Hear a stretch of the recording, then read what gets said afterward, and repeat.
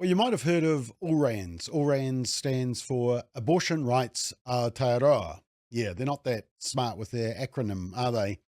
But they are a tiny group that are radically pro-abortion and have an American activist as their leader, which is kind of ironic given that the left think of American activism as terrible and should never happen in New Zealand. But ALRANZ, which should actually be named ARA, Abortion Rights Aotearoa, which now that I think of it was a bus company in Auckland when I was growing up. My mother-in-law used to work for them many, many years ago.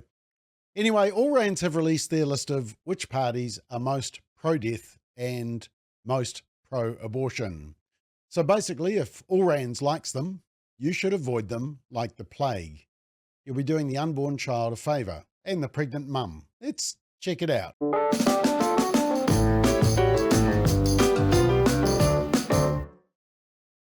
So ALRANZ are recommending certain parties to vote for because they love abortion.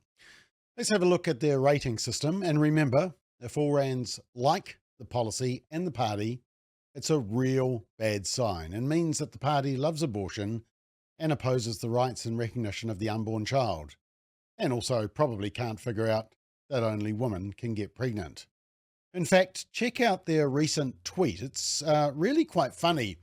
In response to a conspiracy theory from Stuff journalist and abortion activist Paula Penfold about the people in the freedom movement being concerned about the freedom of the unborn child to be born, the American activist from ALRANZ says, quote, "Thank you. The rights of non-white, non-cis, non-men are never wholly secured." Whew. Okay, I just have to pause and work that one through. Non-white, non-cis, so doesn't believe in biology, non-men, so a woman. Okay, so a non-white woman who doesn't believe she's a woman but isn't a man. Clear as mud. I suspect that Marama Davidson may be a paid-up member of ALRANZ.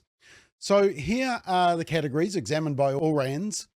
Number one, law reform, abortion law reform. In other words, supporting our most radical abortion law, which allows abortion up to birth with no fetal pain provision, parental involvement, or ban on sex selection or disability abortions. Basically, free abortions whenever, wherever, whoever, whatever.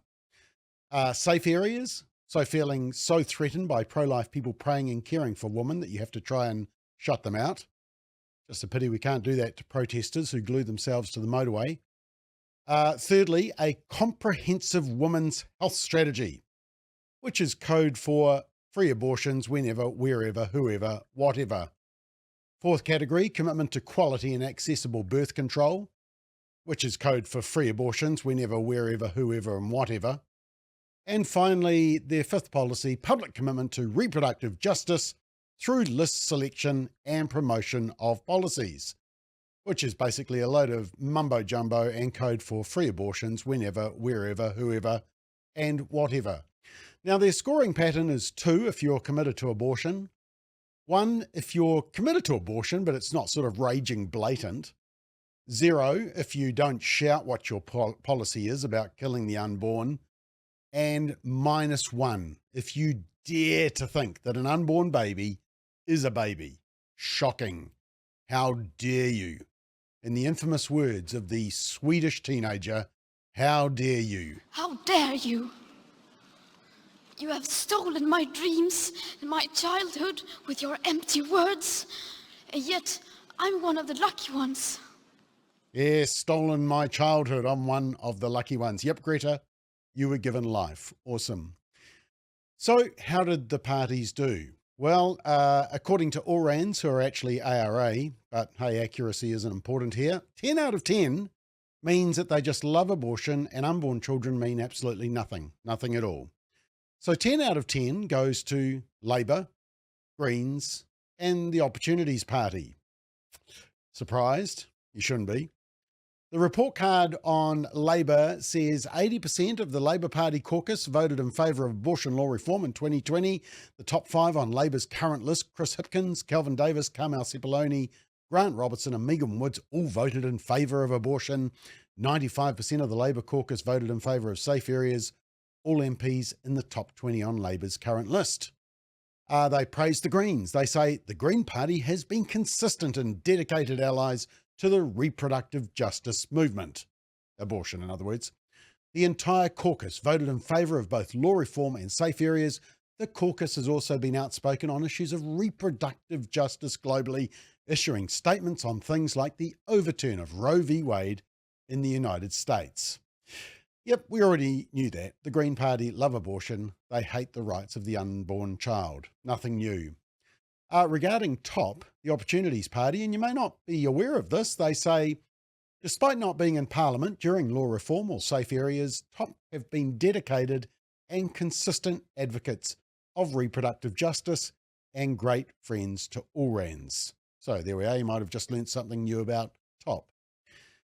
To the lower parties, National get 5 out of 10. They say the National Party has a checkered history with reproductive rights. Just 35% of caucus voted in favour of law reform in 2020. In the National Party's current list, number 4 and 5, Shane Retty and Paul Goldsmith both voted no, while all of the top 5, along with 73% of the caucus, voted yes to safe areas. ALRANZ is sceptical of National's willingness to preserve or implement safe areas, given Retty and Goldsmith would be the Ministers of Health and Justice respectively under a National-led government. ALRANZ is concerned about a National-led government in large part due to the anti-choice beliefs of leader Christopher Luxon, and this is reflected in his caucus. Yep, Christopher Luxon, you're a naughty boy, according to ALRANZ. We actually have some footage of Luxon receiving this terrible report card from ALRANZ. All the time it was my fault. Oh, it's so obvious now. I've seen the light. Well, I must be punished then, mustn't I? You're a naughty boy. Don't do it. What am I going to do?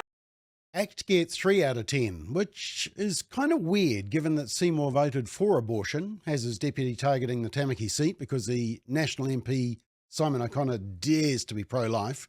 So you'd think ACT would get 12 out of 10, but no. ALRANZ says David Seymour voted in favour of abortion law reform, has been a long-standing proponent of the idea the state should not interfere in private medical decisions, and while ultimately voting yes for safe areas, David Seymour was the reason the provision was removed from law reform in 2020. Yeah, that's interesting, isn't it? David Seymour does change around a little bit. ALRANZ continues, furthermore, both David Seymour and Deputy Leader Brooke Van Velden have made public comments expressing concerns about safe areas and freedom of speech. Freedom of speech, nasty. ALRANZ is therefore unconvinced ACT would actually implement safe areas if they got into power. There is no mention of anything related to women's health rights or reproductive justice in the rest of ACT's materials for this election. Now, Te Pāti Māori got 2 out of 10. And ALRANZ says both Te Pāti Māori MPs voted yes on safe areas, but otherwise have shown little public engagement with issues of reproductive rights. Some of this may be due to the health policy on their website being a dead link. Oops, oh dear. Did they not get the irony of labelling it a dead link? Bad choice of words, ALRANZ. Don't mention death or killing or murder. That is pro-abortion messaging 101. Don't tell the truth of what it really is. But in other words, Te Pāti Māori are not obsessed with abortion, it seems, and because they're not shouting it, they get punished with a 2. And finally, New Zealand First gets, -1. New Zealand First, ALRANZ says, were the only party to get a score in the negative numbers, in large part due to their complete silence on all issues of women's rights and reproductive justice. Well, gee, was that because they weren't in Parliament? I mean, just maybe. ALRANZ continues, what we know is that 22% of the New Zealand First caucus voted against law reform in 2020. Winston Peters, Shane Jones and Mark Patterson all voted no. Well, ALRANZ actually, it was more than that. 6 out of 8 MPs from New Zealand First voted no to the abortion legislation in its final reading. ALRANZ have completely got that wrong. So it's -1. So if you want to vote for life, if you want to vote for the rights of the unborn child, vote for pregnant women being given hope and real options during their pregnancy, then what you do is you simply turn the scorecard upside down and do the exact opposite of what ALRANZ says. With Labour and Greens likely to form the next opposition, I suspect that ALRANZ are not going to be very happy on Saturday the 14th, General Election Day. But the unborn child, at least, will have some renewed hope. We need to turn that hope into reality.